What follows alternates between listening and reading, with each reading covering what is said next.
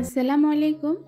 আমি মুক্তা জীবনের diary YouTube channel থেকে নতুন আরও একটি ভিডিওতে আপনাদেরকে স্বাগত জানাই।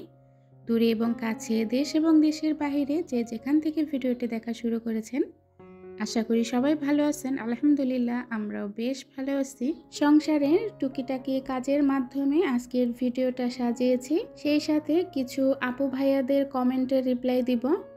আমার গত একটা ভিডিওতে অসংখ্য পরিমাণ কমেন্ট এসেছে এবং কমন একটা বিষয় ওনারা জানতে চেয়েছেন।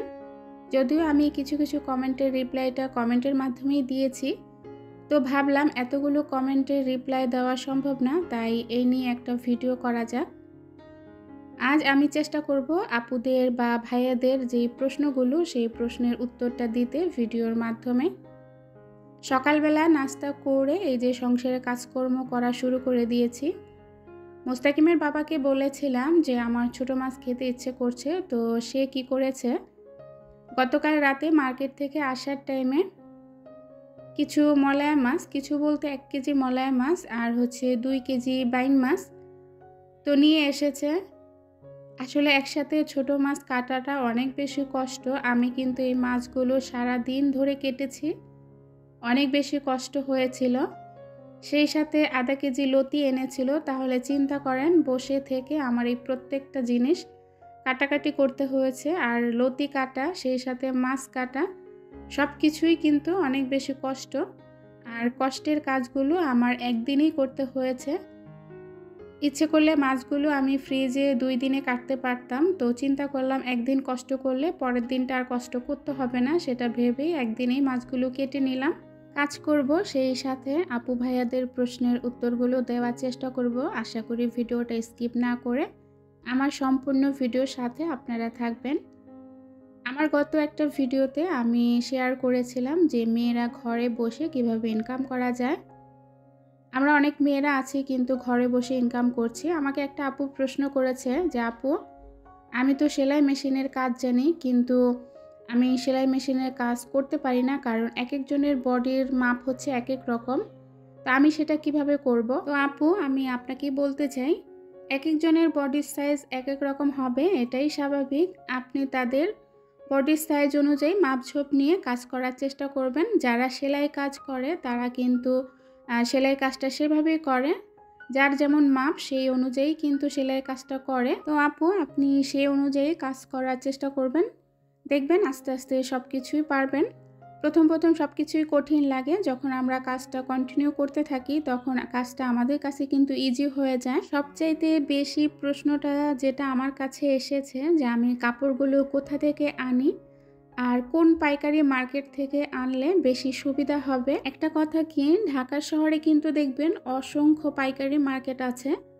আপনি আপনার সুবিধা অনুযায়ী আপনি যে কোনো মার্কেট থেকেই কাপড় ক্রয় করতে পারেন, কারণ আপনার দেখা যায় কি মার্কেটটা বেশি দূরে হয়ে গেলে আপনার যাতায়াতের যে খরচটা, সেই খরচটা বেশি হয়ে যাবে।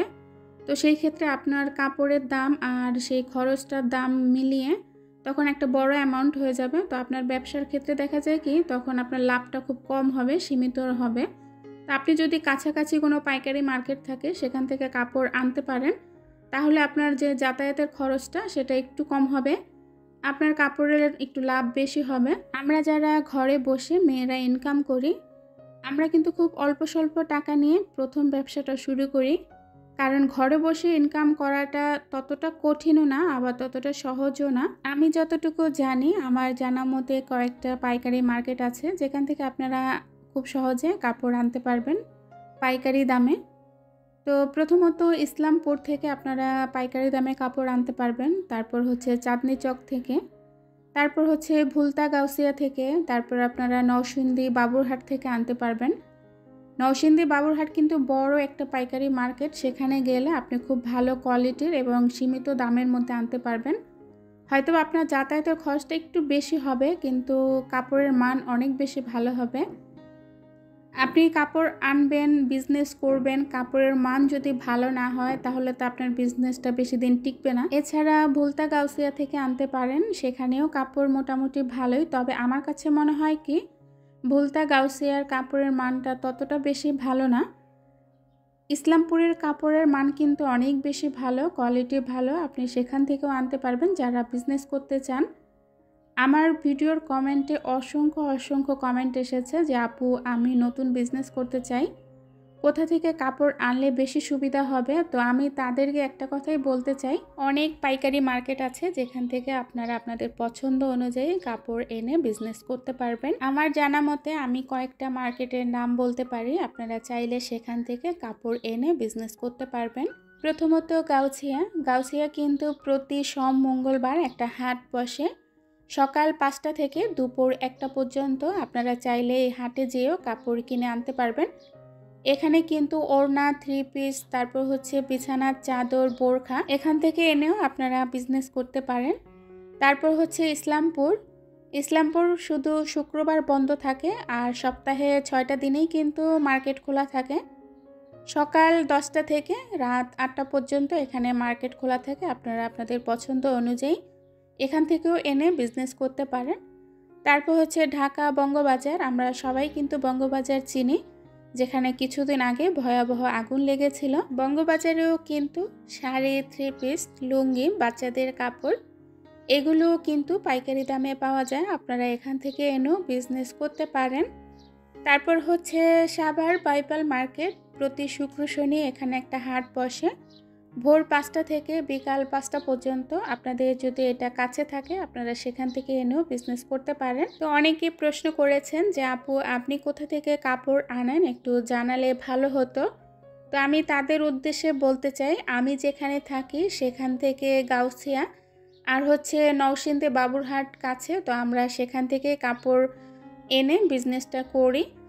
আর যারা আমার গত ভিডিওটা দেখেছিলেন, যারা আমাকে এত সুন্দর কমেন্ট করেছেন এবং আমার কাছ থেকে জানতে চেয়েছেন, জানি না আমি আপনাদেরকে কতটুকু বুঝিয়ে বলতে পেরেছি আর কতটুকু বোঝাতে পেরেছি। আমি আমার দিক থেকে অনেক চেষ্টা করেছি আপনাদেরকে বুঝিয়ে বলার, ভুল ত্রুটি হলে ক্ষমার দৃষ্টিতে দেখবেন।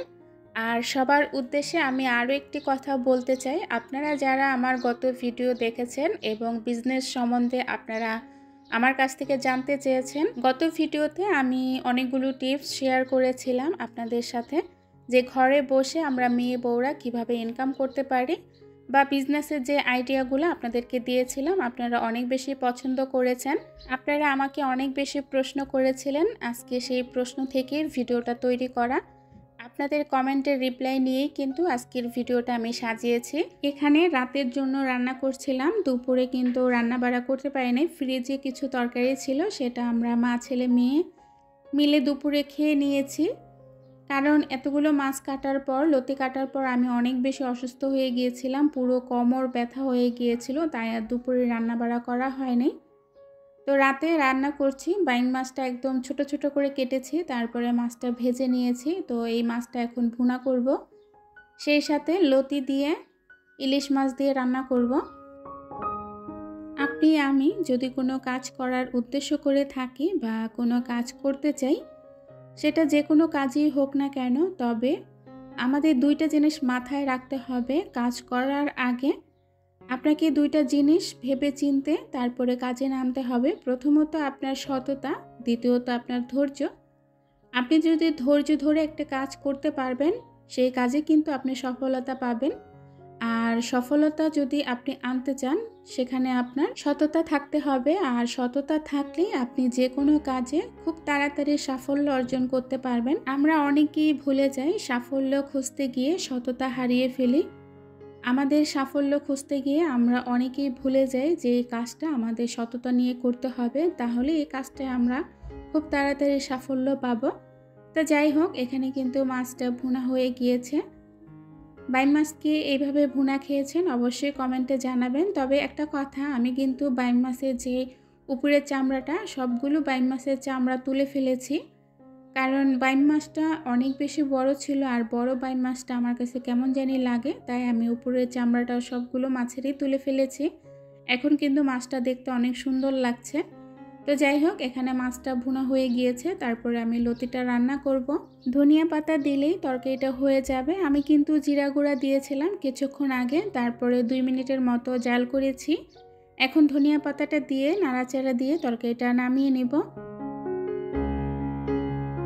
পৃথিবীতে কোনো কাজই ছোট নয়, আমরা নিজেকে ভালো রাখার জন্য, ভালো থাকার জন্য অনেকেই অনেক ধরনের কাজ বেছে নেই। তবে সেই কাজটা করার আগে একবার ভেবে দেখবেন কাজটা কতটুকু সম্মানজনক, বা এই কাজটা দিয়ে কেউ আমাকে ছোট করছে কিনা, বা আমি কারো কাছে ছোট হচ্ছে কিনা, বা অসম্মান হচ্ছে কিনা, এটা ভেবে যে কোনো কাজ করবেন। আমরা প্রত্যেকটা মানুষই চাই নিজেদের জীবনে অনেক বেশি ভালো থাকতে, সুন্দর একটা সংসার, বাচ্চা কাচ্চা, সচ্ছল ফ্যামিলি। তো সেটা চাইতে গিয়ে নিজেদের আত্মসম্মানটা কখনোই বিলিয়ে দিবেন না। ফাইনালি মাছ ভুনাটা হয়ে গিয়েছে, এখন আমি বাটিতে বেড়ে নিয়েছি। তারপরে লতি রান্নাটা বসিয়ে দেব। লতি হলেই কিন্তু রান্না বাড়া শেষ। সারাদিন অনেক বেশি কাজকর্ম করেছি, সত্যি অনেক বেশি ধকল গেল আজকের দিনটা।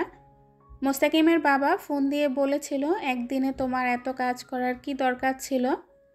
আসলে একদিন একটু কষ্ট করলে কি পরের দিনটা অনেক বেশি ভালো থাকা যায়, সেজন্যই করলাম। আর আমরা যারা ব্লগ ভিডিও বানাই তাদের তো সারাদিন অনেক বেশি প্যারা থাকে, তাই একটু সহজ করার জন্য একদিনে একটু কষ্টটা করে নিলাম, এই আর কি। লতিটা কেটে তারপর ধুয়ে পরিষ্কার করে রেখেছিলাম। এখানে ইলিশ মাছের একটা ইলিশ মাছ, মানে মাথা, টুকরা, লেজ, এগুলো দিয়ে আজকে লতিটা রান্না করব। তবে লতিটা চিংড়ি মাছ দিয়ে অনেক বেশি ভালো লাগে। অনেক দিন যাবত চিংড়ি মাছটা আনা হয় না। আমাদের যেহেতু সবারই একটু অ্যালার্জির সমস্যা, তো অনেক দিন ধরে বেগুন, ইলিশ মাছ, লতি এগুলো খাওয়া হয় না। তো মোস্তাকিমের বাবাকে অনেক বলার পর ইলিশ মাছ এনেছিল কয়েকদিন আগে, তো সেখান থেকে একটা ইলিশ মাছ রেখে দিয়েছিলাম লতি দিয়ে খাওয়ার জন্য। তো ভিউয়ার্স, আর বেশি বকবক করব না, আজকের ভিডিওতে এখান থেকেই বিদায় নিব। সবাই অনেক বেশি ভালো থাকবেন, সুস্থ থাকবেন, নিরাপদে থাকবেন। আল্লাহ হাফেজ।